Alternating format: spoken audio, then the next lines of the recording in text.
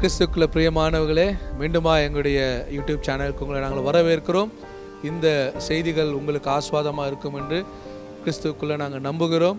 உங்களுடைய சாட்சிகளை நீங்கள் எங்களோடு கூட பகிர்ந்து கொள்ள விரும்பினால் கீழே இருக்கிறதான அந்த ஃபோன் நம்பர் மூலமாக, வாட்ஸ்அப் மூலமாக நீங்கள் எங்களுக்கு தெரியப்படுத்தலாம். இல்லை உங்கள் கமெண்ட்களை எங்களுடைய வீடியோ கீழே நீங்கள் கமெண்ட் பண்ணலாம். கர்த்தர் உங்களை ஆஸ்வதிப்பாராக. தொடர்ந்து பரிசுத்த ஆவியானுடைய அந்யூன்ய ஐக்கியத்தை குறித்து, ஃபெலோஷிப்பை குறித்து நம்ம பார்த்துன்னு இருக்கிறோம். இன்றைக்கி பரிசுத்த ஆவியுடைய ஊழியங்களை குறித்து நான் உங்களோடு கூட பகிர்ந்து கொள்ள விரும்புகிறேன். முதலாவது பரிசுத்த ஆவியுடைய வரங்களை குறித்து நம்ம பார்க்கலாம். 1 கொரிந்தியர் புஸ்தகம் 12ஆம் அதிகாரம் 1ஆம் வசனத்துலேருந்து நம்ம தொடர்ந்து பார்ப்போன்னா, அங்கே பவுல் கொரிந்தியர் சபைக்கு சொல்கிறாரு, அன்றியும் சகோதரரே, ஆவிக்குரிய வரங்களை குறித்து நீங்கள் அறியாதிருக்க எனக்கு மனதில்லை. ஸோ ஆவிக்குரிய வரங்கள், gift of the Holy Spirit. எவ்வளோ பேருக்கு கிஃப்ட்னா பிடிக்கும்? எனக்கு பிடிக்கும். ஏன்னா gift always is a surprise. அதுக்கு விலையே கிடையாது, அதுக்கு மதிப்பே கிடையாது. ஸோ இன்றைக்கி கிறிஸ்துவலாகிய நமக்கும் பரிசுத்த ஆவியானவர் ஸ்பெஷல் கிஃப்ட்டுங்களை வச்சிருக்கிறார். ஸ்பெஷல் கிஃப்ட்டுங்களை சபைக்காக ஆண்டவர் கொடுத்துருக்கிறார். அப்போஸ்தலர் நாட்களில் நம்ம பார்க்குறோம். அப்போஸ்தலர் 2ஆம் அதிகாரத்தில் எல்லாரும் என்ன பண்ணாங்க? ஒருமனப்பட்டு மேல் வீட்டு அறையில் வரும்போது பரிசுத்த ஆவியானவர் இறங்கி வந்தார்.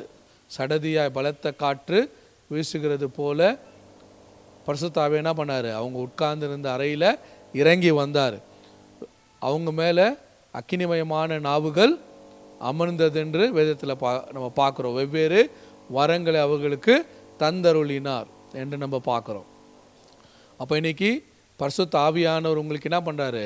வரங்களை தந்தருளுகிறார். He wants to unwrap your gifts. How many of you excited to unwrap your gift? Today is your day. இன்றைக்கு உங்கள் நாள். இந்த நேரம் உங்களுடைய நேரமாக இருக்குது.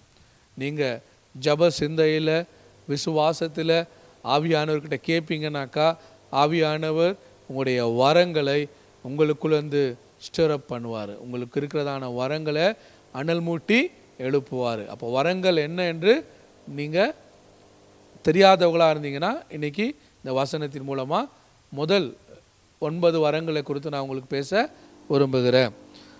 பவுல் முதலாவது என்ன சொல்கிறாரு? ஆவிக்குரிய வரங்களை நீங்கள் அறியாதிருக்க எனக்கு மனதில்லைன்னு சொல்கிறாரு. அப்போது கொரிந்து சபையில் நம்ம பார்க்குறோம், பரிசுத்த ஆவியின் வரங்கள் ஏராளமாய் தாராளமாய் அருளப்பட்டிருந்தது. 2ஆம் வசனத்தில் பார்க்குறோம், நீங்கள் அஞ்ஞானிகளாக இருந்தபோது ஏவப்பட்டபடியே உமையான விக்கிரகங்களிடத்தில் மனதை செலுத்தினீர்கள் என்று உங்களுக்கு தெரியுமே. 3ஆவது வசனம், ஆகையால் தேவனுடைய ஆவியினாலே பேசுகிறவனும் இயேசுவானவர் சபிக்கப்பட்டவர் என்று சொல்ல மாட்டான் என்றும், பரிசுத்த ஆவியே என்று இயேசுவை கர்த்தர் என்றும் ஒருவரும் சொல்லக்கூடாதென்று உங்களுக்கு தெரிவிக்கிறோம். எல்லாம் கவனமாக கேளுங்க. பரிசுத்த ஆவியானவர் நமக்குள்ளே இருக்கிறாரு. பரிசுத்த ஆவியானவர் நம்ம ஊழியத்தில் இருக்கிறாரு. பரிசுத்த ஆவியானவர் அவருடைய வரங்களை நமக்குள்ளே இருந்து பயன்படுத்துகிறாருன்னா, முதல் அடையாளமே என்னன்னா, அவர் இயேசுவை மகிமைப்படுத்துவார். பரிசுத்த ஆவியானவர் யாரை மகிமைப்படுத்துவார்? தன்னை மகிமைப்படுத்த மாட்டார், இயேசுவை மகிமைப்படுத்துவார். wherever the name of Jesus has lifted high, எங்கெல்லாம் இயேசுவின் நாமம் உயர்த்தப்படுதோ அங்கே ஆவியானவர் செயல்படுகிறவராக இருக்கிறார். ஆவியானவர் அங்கே செயல்படுகிறவராக இருக்கிறார். அப்போது உங்களுக்குள்ள ஊற்றப்பட்டிருக்கிற வரங்கள், உங்களுக்கு கொடுக்கப்பட்டிருக்கிற வரங்கள், அது எல்லாமே யாரை மகிமைப்படுத்தணும்? இயேசுவை மகிமைப்படுத்த வேண்டும். It should not glorify you. இன்றைக்கி நிறைய பேர் என்ன பண்ணுறாங்க? பெரிய டைட்டிலை போட்டுக்கிறாங்க. அவங்க வரம் என்னன்றதுக்கு ஒரு பெரிய டைட்டிலை போட்டுக்கிறாங்க. ஆனால் ஆவியானவர் டைட்டிலை விரும்புகிறவர் அல்ல. ஆவியானவர் தேவனாகிய இயேசுவினுடைய மகிமையை அவர் நமக்கிட்டேருந்து விரும்புகிறவராக இருக்கிறார். ஸோ எந்த ஒரு மனுஷன் இயேசுவை மகிமைப்படுத்தாமல், அவருடைய நாமத்தை உயர்த்தாமல், தன்னை பெருமைப்படுத்தி வரங்களை யூஸ் பண்ணுறானோ, அவன் ஆவியினால் நடத்தப்படுறானா என்பதை கவனித்து பார்க்கணும். ஏன்னா பரிசுத்த ஆவியானவர் ஒரு மனுஷனுக்குள்ள வரங்களை பயன்படுத்துகிறாருன்னா அதோடைய முதல் அடையாளமே என்ன? The man always glorifies Jesus. He always glorifies God. அவனுடைய எல்லா ஊழியமும் வரமும் மகிமையும் இயேசுவுக்கு மாத்திரமே அவர் செலுத்துகிறவராக இருக்கிறாரு.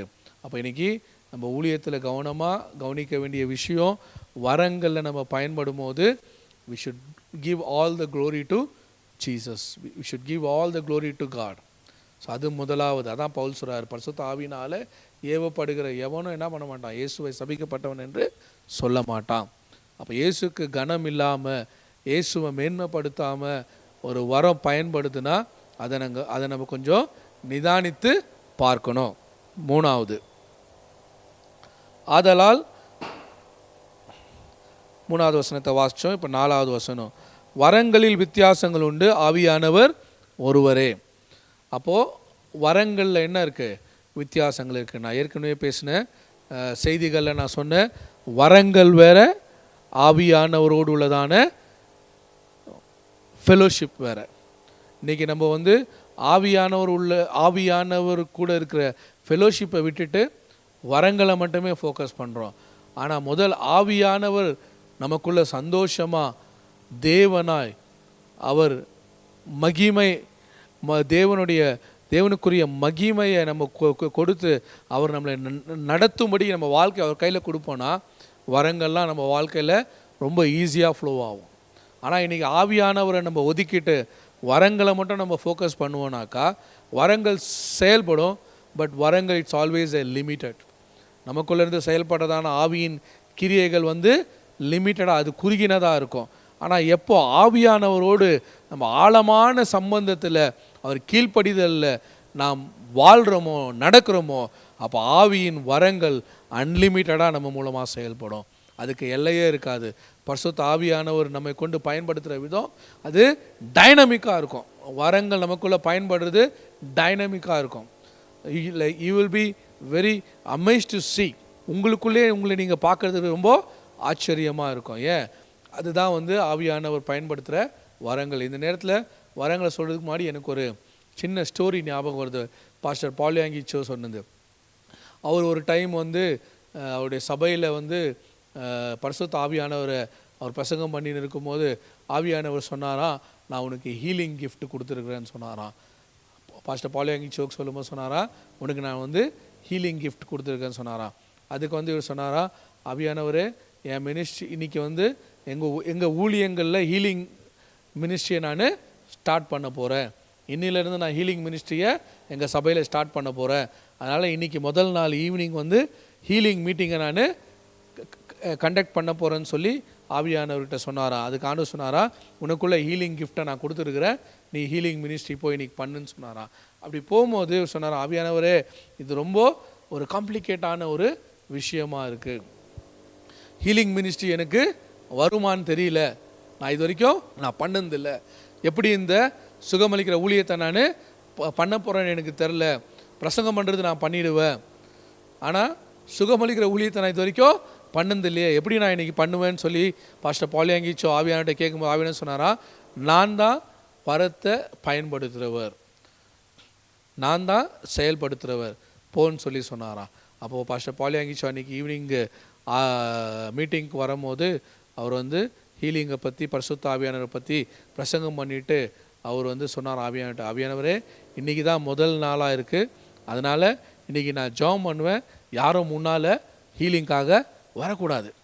சப்போஸ் யாராவது வந்தாலும் தலைநோவு, ஜுரம், இந்த மாதிரி ஏதாவது பிரச்சனையில் வந்தாங்கன்னா நல்லாயிருக்கும்.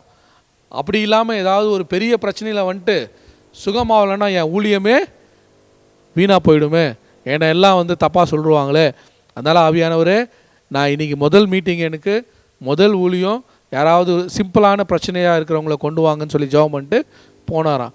போகும்போது அன்றைக்கி ஈவினிங் அவர் பிரசங்கம் பண்ணிவிட்டு ஆல்டர் கால் கொடுத்தாராம், யாருக்காவது சுகம் வேணும்னாக்கா முன்னால் வாங்கன்னு.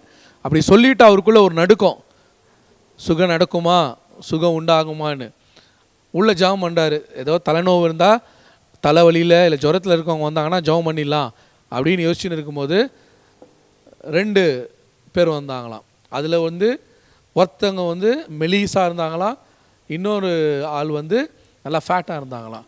அப்போது பிரச்சனை என்னன்னு கேட்கும்போது இவர் நினச்சாராம், ஃபேட்டாக இருக்கிற பர்சனுக்கு, தடியமாக இருக்கிறதான ஆளுக்கு பிரச்சனை ரொம்ப இருக்கும் போல இருக்குது, அதனால் மெலிசா இருக்கிற ஆளை முன்னால் கூப்பிடலாம், ஒருவேளை அந்த ஆவிங்க வந்து மெலிசா இருக்கும் சீக்கிரமாக துரத்திடலான்னு சொல்லிட்டு அந்த மெலிசா இருக்கிற அந்த பொண்ணை முன்னால் கூப்பிட்டாராம். வாங்கம்மா நீங்கன்னு கூப்பிட்டு அந்த சிறு பெண்கிட்ட கேட்டாராம், உனக்கு என்ன பிரச்சனைன்னு கேட்டாராம். அந்த பெண்ணுக்கு வந்து காது கேட்காது. அந்த பொண்ணுக்கு என்ன இல்லை, காது கேட்கல. இந்த செய்தியை கேட்ட உடனே உள்ளே இருக்கிற பயம் இன்னும் அதிகமாகிடுச்சான். பாஸ்டர் பாலியாங்கிச்சோக்கு இன்னும் பயம் அதிகமாகிடுச்சான். ஆவியானவரே நான் ஜெபம் பண்ணிட்டு வந்தேன், ஏதாவது தலைநோவு இல்லை ஜுரம் அப்படி இருக்கிற ஆளை அனுப்புனாக்கா முதல் மினிஸ்ட்ரியே முதல் ப்ரேயரே வந்து காது கேட்காத பொண்ணை கொடுத்துருக்க, என்ன நடக்க போதோ எனக்கு தெரியல அப்படின்னு சொல்லிட்டு பாஸ்டர் பாலியாங்கிச்சோ சொன்னாராம், நீங்கள் தான் ஆண்டவர், நீங்கள் தான் சொன்னீங்க ஹீலிங் கிஃப்ட் கொடுத்தீங்க, நீங்கள் தான் அற்புதம் செய்யணும்னு சொல்லிட்டு அந்த பொண்ணுடைய காதில் கையை வச்சு ஜெபம் பண்ணாராம். எல்லா செவிட்டின் ஆவியை வெளியே போன்னு சொல்லி ஜெபம் பண்ணி ரிலீஸ் பண்ண உடனே அந்த பெண்ணுக்கு காது கேட்க ஆரம்பிச்சிச்சு. உடனே அந்த பெண்ணுக்கு சுகமாச்சு. ஸோ இன்றைக்கி நீங்கள் என்ன பேக்ரவுண்டில் இருக்கீங்க, எப்படிப்பட்ட பேக்ரவுண்ட்லேருந்து வந்தீங்கன்னெலாம் ஆவியானவர் பார்க்க மாட்டார். நீங்கள் படித்தவங்களா படிக்கலையா, இல்லை உங்களுக்கு நல்லா பேச தெரியுமா பேச தெரியாதா, நீங்கள் ஹைட்டாக இருக்கீங்களா இல்லை நீங்கள் குள்ளமாக இருக்கீங்களா, நீங்கள் வெள்ளையாக இருக்கீங்களா கருப்பாக இருக்கீங்களா, நீங்கள் என்ன ஜாதி, இதெல்லாம் ஆவியானவர் பார்க்க மாட்டார். ஆவியானவர் பார்க்குறது ஒன்று தான், அவருடைய சத்தத்துக்கு கீழ்ப்படுகிறது. ஆவியானவர் எதிர்பார்க்குறது நம்மக்கிட்ட என்ன, அவருடைய சத்தத்துக்கு கீழ்ப்படுகிறது. அவருக்கு கீழ்ப்படியும் போது அவருடைய வரங்களை நீங்கள் பயன்படுத்த முடியும். அவர் பயன்படுத்துவார், நம்மை அவர் பயன்படுத்துவார். பாஸ்டர் பாலியாங்கிச்சோடைய ஹீலிங் மினிஸ்ட்ரி அன்றைய நாளிலிருந்து ஆரம்பித்தது. அவர் மூலமாக ஆண்டவர் வல்லமையான காரியங்களை செஞ்சார். இன்றைக்கி கூட ஒரு வேளை நான் பேசுகிற இந்த வரங்கள் உங்களுக்குள்ளே ஒரு வேளை இருக்குன்னு நீங்கள் உணர்ந்தீங்கனாக்கா ஆவியானவருக்கு நீங்கள் ஒப்பு கொடுங்க. நிச்சயமாக இந்த வரங்களை உங்கள் மூலமாக தேவ மகிமைக்காக, தேவ ராஜ்யம் கட்டப்படுவதற்காக, சபை வளர்ச்சி அடைவதற்காக தேவன் உங்களை பயன்படுத்துகிறவராக இருக்கிறாரு. அப்போ வரங்கள் என்று சொல்லும் போது வரங்களில் வித்தியாசங்கள் உண்டு, ஆவியானவர் ஒருவரே. ஸோ அப்போது வரங்களுடைய எஜமானன் யார்? பரிசுத்த ஆவியானவர். ஆவியானவர் கொடுக்கிற வரம் அந்நிய பாஷை. அந்நிய பாஷை மட்டுமே ஆவியானவர் கிடையாது. இன்றைக்கி நிறைய நேரத்தில் நம்ம என்ன பண்ணுறோம், அதை தவறாக புரிந்து கொள்கிறோம். அந்நிய பாஷை என்பது ஆவியானவரால் கொடுக்கப்படுகிற வரம். ஸோ அந்த வரத்தை ஆவியானவர் வந்து தேவனாக இருக்கிறார், அவர் ஆள் தத்துவம் உள்ளவராக இருக்கிறார். அடுத்து வசனத்தை நான் வாசிக்கிறேன். ஊழியங்களிலும் வித்தியாசங்கள் உண்டு, கர்த்தர் ஒருவரே. அப்போது மினிஸ்ட்ரியிலும் என்ன இருக்குது, டிஃப்ரென்ஸ் இருக்குது. ஊழியங்களில் வித்தியாசம். அப்போ ஊழியத்தினுடைய எஜமானன் யார்? ஆண்டவராகிய இயேசு கிறிஸ்து. அப்போ இயேசு கிறிஸ்து தான் என்ன பண்ணுறாரு, 5-fold மினிஸ்ட்ரியோடைய எஜமானனாக இருக்கிறாரு. பரிசுத்த ஆவியான வரங்களின் மூலக்காரனராக இருக்கிறாரு. இயேசு கிறிஸ்து ஊழியங்களின் மூலக்காரனாக இருக்கிறாரு. அடுத்த வசனம் சொல்லுது, கிரியைகளிலும் வித்தியாசங்கள் உண்டு, எல்லாருக்குள்ளும் எல்லாவற்றையும் நடப்பிக்கிற தேவன் ஒருவரே. அப்போது பிதாவாகிய தேவன் தான் கிரியேட்டர், சிருஷ்டிகர்த்தர். எல்லாருக்குள்ளேயும் எல்லாவற்றையும் நடப்பிக்கிறவர் யார்? பிதாவாகிய தேவன். அப்போது father God is a creator, Jesus is a administrator, Holy Spirit is a demonstrator. அப்போது பிதாவாகிய தேவன் வந்து சிருஷ்டிகர்த்தர், இயேசு கிறிஸ்து அதை நிர்வாகம் செய்கிறவர், பரிசுத்த ஆவியானவர் அதை நிறைவேற்றுகிறவராக இருக்கிறாரு. இதுதான் ட்ரினிட்டியோடைய மினிஸ்ட்ரி. அப்போ இன்றைக்கி நம்ம பார்க்க போகிறது ஊழியங்களை குறித்தல்ல, வரங்களை குறித்து. இப்போ வரங்களில் 9 வரங்களை பார்க்குறோம். வரங்கள் என்ன இருக்குது? 9 வரங்கள். 7வது வசனம் வாசிக்கிறேன். ஆவியினுடைய அனுக்கிரகம் அவனவனுடைய பிரயோஜனத்துக்கென்று அளிக்கப்பட்டிருக்கிறது.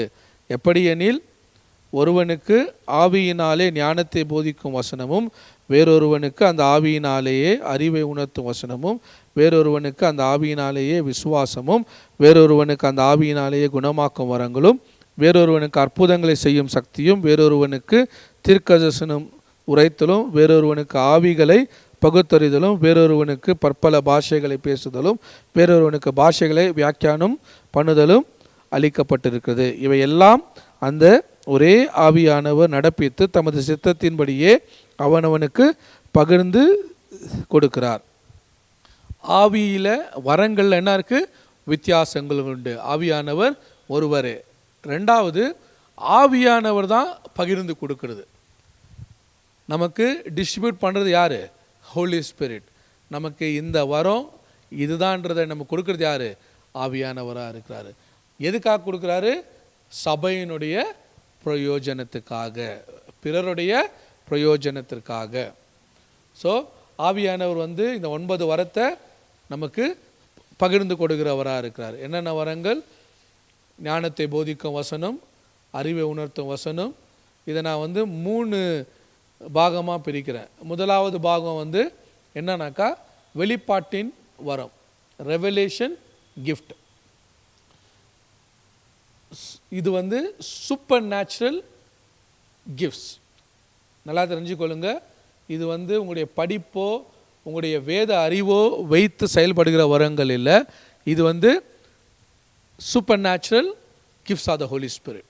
இயற்கைக்கு அப்பாற்பட்டு பரிசுத்த ஆவியினால் கொடுக்கப்படுகிற வரங்கள். இதை ஆண்டவர் சபைக்கு ஊற்றி இருக்கிறார், கொடுத்திருக்கிறார். அதனால தான் மார்க் புஸ்தகத்தில் நம்ம வாசிக்கிறோம், யார் மூலமாக இந்த அடையாளங்கள்லாம் நடக்கும்னு சொன்னார்? நவமான பாஷைகளை பேசுவீர்கள், சர்ப்பங்களை எடுப்பீர்கள், வியாதியஸ்தர் மேல் கைகளை வைப்பீர்கள், அப்பொழுது அவர்கள் சுஸ்தமாவார்கள்.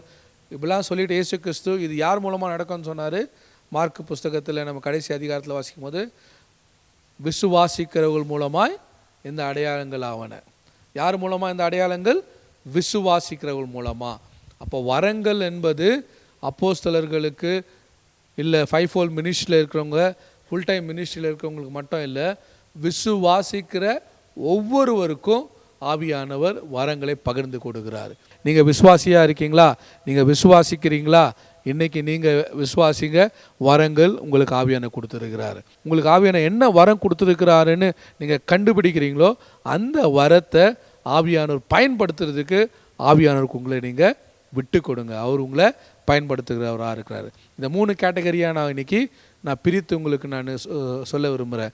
முதலாவது சூப்பர் நேச்சுரல் ரெவலேஷன் கிஃப்ட், இயற்கைக்கு அப்பாற்பட்டு வெளிப்பாட்டின் வரம். வெளிப்பாட்டின் வரம்னு சொல்லும் போது அதில் 3 வரங்களை குறிக்கிறது. என்னென்னா, ஞானத்தை போதிக்கும் வசனம், அறிவை உணர்த்தும் வசனம், ஆவிகளை பகுத்தறிதல். என்ன சொல்லுங்க, இந்த 3 காரியங்கள் என்னென்னனாக்கா, ஞானத்தை போதிக்கும் வசனம், அறிவை உணர்த்தும் வசனம், ஆவியை பகுத்தறிதல். ரெண்டாவது நம்ம பார்க்கும்போது பவர் கிஃப்ட்ஸ். இது செயல்படும் வரங்கள், கிரியையின் வரங்கள். முதலாவது வெளிப்பாட்டின் வரம், ரெண்டாவது கிரியையின் வரம், வல்லமையின் வரன்னு கூட சொல்லலாம். இந்த வல்லமையின் வரங்களில் நம்ம பார்க்கும்போது விசுவாசம், அற்புதம் செய்யும் சக்தி, குணமாக்கும் வரம். வல்லமையின் வரங்கள்னு சொல்லும் போது என்ன? விசுவாசம், அற்புதம் செய்யும் சக்தி, குணமாக்கும் வரம். மூணாவது பேசும் வரம். அப்படின்னா என்ன? இயற்கைக்கு அப்பாற்பட்ட ரீதியில் பரிசுத்த ஆவியினால் ஏவப்பட்டு பேசுகிறதான வரம். அது என்னென்ன? தீர்க்க தரிசனம், அந்நிய பாஷை, அந்நிய பாஷையின் வியாக்கியானம். ஸோ 9 வரத்தை 3 கேட்டகரியாக நம்ம பிரிச்சிருக்கிறோம். என்ன அது? முதலாவது வெளிப்பாட்டின் வரம், ரெண்டாவது வல்லமையின் வரம், மூணாவது பேசப்படும் வரம். ஸோ இந்த ஒவ்வொரு வரமும் எப்படி ஃபங்க்ஷன் ஆகும், எப்படி செயல்படும் என்பதை முந்தின வீடியோவில் நான் பேச விரும்புகிறேன். இந்த வரத்தை நீங்கள் தெரிஞ்சுக்க விரும்புனீங்கன்னா என்னுடைய சேனலை சப்ஸ்கிரைப் பண்ணுங்கள். அப்போது அதனுடைய ஒவ்வொரு வீடியோ உங்களுக்கு இண்டிகேட் பண்ணோம். நீங்கள் அதனால் நீங்கள் இன்னும் கற்றுக்கொள்ளலாம். ஊழியத்துக்கு காரணர் இயேசு கிறிஸ்து, ஊழியத்தினுடைய எஜமானன் இயேசு கிறிஸ்து, வரங்களுக்கு எஜமானன் பரிசுத்த ஆவியானவர். எல்லாவற்றையும் எல்லாருக்குள்ளும் நடப்பிக்கிறது நம் பிதாவாகிய தேவன், சிருஷ்டிகர்த்தர். ஸோ இதன் மூலமாக நீங்கள் ஆஸ்வதிக்கப்பட்டிருப்பீங்கன்னு நான் விசுவாசிக்கிறேன்.